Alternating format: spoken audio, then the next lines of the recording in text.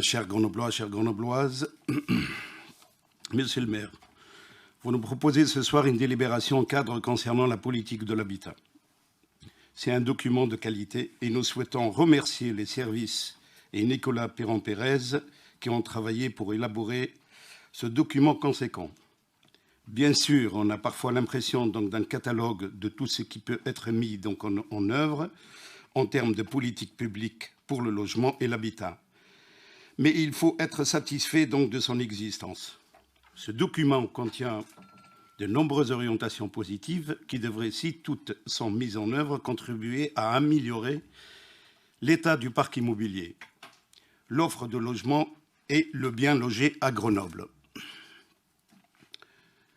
D'évidence, tous les éléments sont là pour mener une politique publique de l'habitat exemplaire et nous sommes convaincus de la volonté et de l'engagement de Nicolas Perron-Pérez, conseiller municipal délégué au logement de cette politique publique réussie.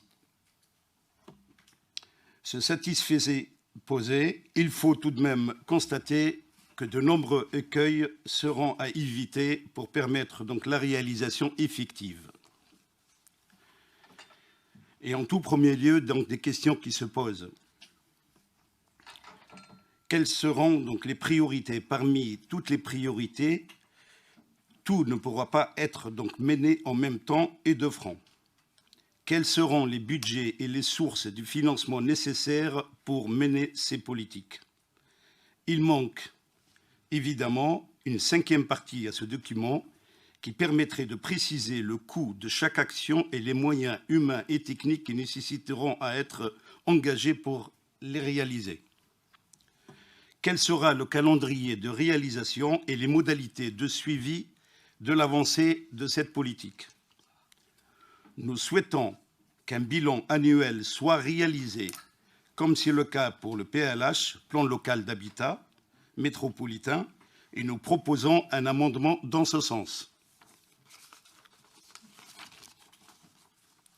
Un deuxième écueil réside dans l'effet de la compétence du logement appartient à la métro.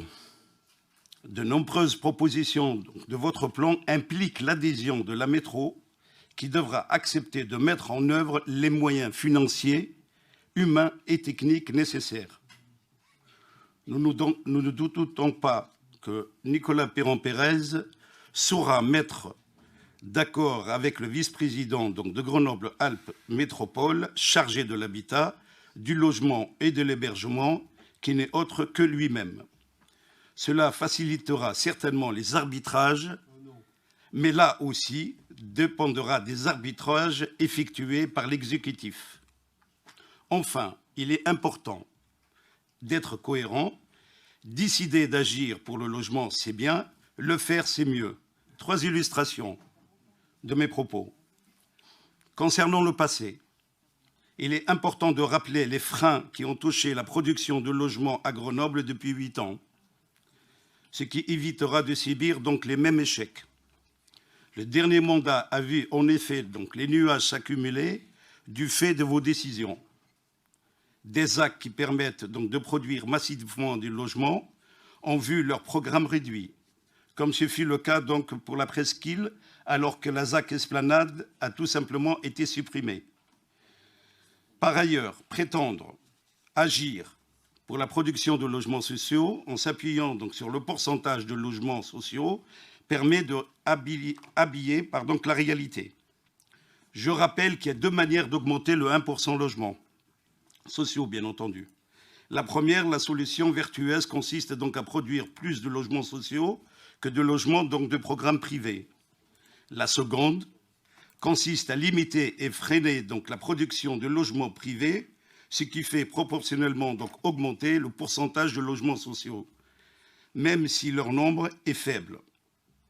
Vous avez choisi d'appliquer la seconde en bridant les opérations privées au cours du dernier mandat. Dans le même temps, le nombre de logements sociaux produits a chuté en nombre par rapport à la dynamique qui existait en 2014. Les chiffres que chacun peut trouver dans le programme local d'habitat sont sans appel. Et pour mémoire, nous avons adopté en février 2022 le dispositif du plan France Relance qui vise à encourager la production de logements, et notamment des logements sociaux, en se recentrant donc sur le territoire où les besoins sont les plus forts. Cela a permis de rappeler la faiblesse de la production de logements sociaux sur la ville de Grenoble, qui sera seulement de 229 en 2022, à des niveaux bien inférieurs à ce qu'il a été historiquement. Je rappelle tout de même que le logement social concerne non seulement les plus fragiles, mais aussi la majorité des Grenoblois dans le cadre de leur parcours résidentiel. Qu'une dynamique de production donc de logements est rapide et à enrayer, mais qui est longue à construire. Il faut donc agir dès maintenant. Projet immobilier représentant aussi l'activité économique et l'emploi et aujourd'hui et les recettes fiscales d'aujourd'hui et de demain. L'inertie engagée au cours de ce premier mandat a fragilisé le présent mais aussi l'avenir. Concernant le présent, vous faites de l'établissement public foncier local EPFL un des éléments clés de votre programme pour multiplier donc les opérations de logements sociaux.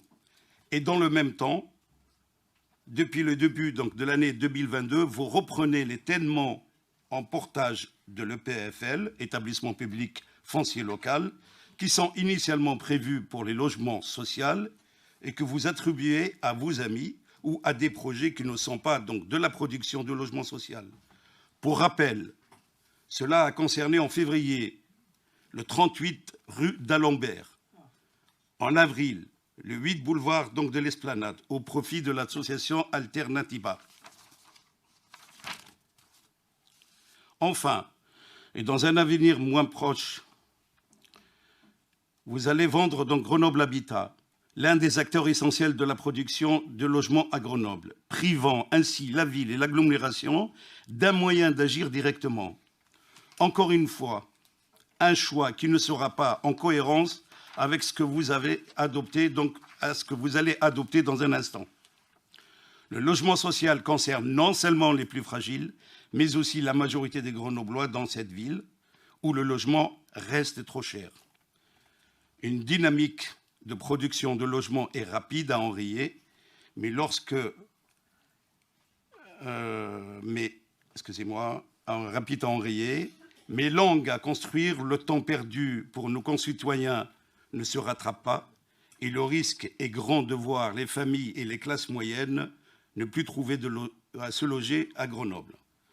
Entre un parc social trop restreint qui ne pourrait plus accueillir que les plus fragiles et un logement privé trop cher, seule une politique résolue de construction de logements sociaux familiaux peut empêcher que les déséquilibres sociaux ne s'aggravent dans notre ville et préserver la mixité sociale. Pour conclure, au-delà des déclarations d'intention, nous invitons la majorité municipale à rendre tangible par des actes la poursuite de la stratégie mise en œuvre depuis les 10 ans, visant à répartir le logement social dans les quartiers de Grenoble comme à l'échelle de l'agglomération. L'enjeu est essentiel pour la ville comme pour l'agglomération, car la mobilisation donc, de la ville-centre est inséparable de la politique ambitieuse métropolitaine. Les familles qui peinent aujourd'hui à trouver un logement abordable méritent que l'engagement de notre agglomération durant les 20 dernières années ne soit pas mis en cause par l'inertie de la majorité municipale actuelle. Monsieur le maire, permettez-moi de proposer dans la continuité l'amendement. Okay. Alors, au nom de notre groupe AEC, proposition d'amendement numéro 2 à la délibération cadre de la politique d'habitat, parce que le suivi régulier des actions engagées dans le cadre de la politique de l'habitat représente une condition réussite et d'efficacité, il est proposé au conseil municipal de compléter le gras de la délibération par un bilan annuel des actions engagées en faveur du logement sera présenté au conseil municipal. Je vous remercie.